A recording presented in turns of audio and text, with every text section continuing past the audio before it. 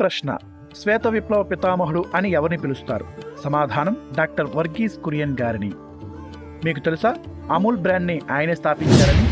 1998 వరకు ప్రపంచ పాల ఉత్పత్తిలో అగ్రగామిగా ఉన్న అమెరికా సంయుక్త రాష్ట్రాలను ఆ తర్వాత వెనక్కి నెట్టి పాల ఉత్పత్తిలో భారతదేశాన్ని అగ్రగామిగా నిలిపిన ఘనత కురియన్ గారిది. ఆయన యొక్క ఆపరేషన్ ఫ్లడ్ అనే బిలియన్ లీటర్ ఐడియా ప్రపంచంలోనే అతిపెద్ద వ్యవసాయ కార్యక్రమంగా నిలిచింది. ఈ ఐడియానే భారతదేశాన్ని పాల ఉత్పత్తిలో అగ్రగామిగా నిలిపింది. అందుకే వర్గీస్ కురియన్ గారిని మిల్క్ మ్యాన్ ఆఫ్ ఇండియా అని పిలుస్తారు.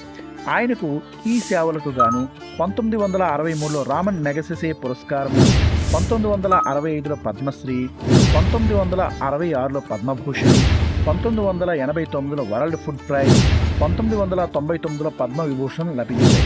ఆయన స్థాపించిన అమూల్ బ్రాండ్ యొక్క పూర్తి విస్తరణ రూపం Anand milk union limited. Caption: the taste of India.